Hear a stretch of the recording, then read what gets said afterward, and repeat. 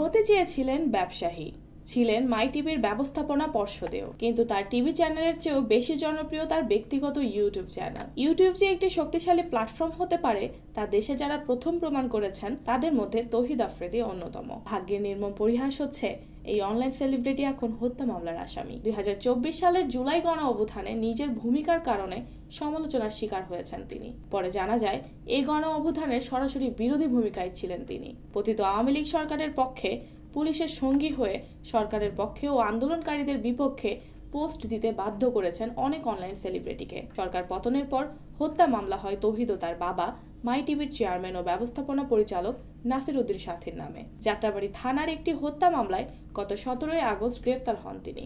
গত পরশু একই মামলায় গ্রেফতার হন ছেলে আফ্রিদি। প্রেমের গুঞ্জন শোনা যেত আফ্রিদির। অভিনেত্রী দিঘির সঙ্গেও ছিল তার সখ্য। বহুবার বন্ধুত্ব বলে এড়িয়ে যান তিনি। জানা যায় অভিনেত্রী কিয়া পায়েলের সঙ্গেও নাকি তার প্রেম ছিল। পরে রিসা নামের এক তরুণীকে বিয়ে করেন তিনি। গত রাতে ছড়িয়ে পড়া একটি ভিডিওতে দেখা যায় আটকের সময় আফ্রিদি বলছেন তার স্ত্রী অন্তঃসত্ত্বা। গত বছরের নভেম্বর মাসে বিয়ে করেন তিনি। বিবাহিত জীবনের 1 বছর না পেরোতেই বিপর্যয় নেমে এলো এই তরুণ কন্টেন্ট ক্রিয়েটরের জীবন। আফ্রিদির যাত্রা শুরু হয় 2015 সালের ব্লগিং থেকে। তার ব্যক্তিগত ইউটিউব চ্যানেল অনুসারীর সংখ্যা 63 লাখের বেশি। এখন পর্যন্ত যেখানে অবমুক্ত হয়েছে 2 শতাধিক ভিডিও। ব্লগ বানানোর প্রসঙ্গে এক সাক্ষাৎকারে আফ্রিদি বলেছিলেন, যখন শুরু করি তখন আমি কিছুই বুঝতাম না, কিন্তু এখন অনেক সাবধানে ভিডিও বানাই।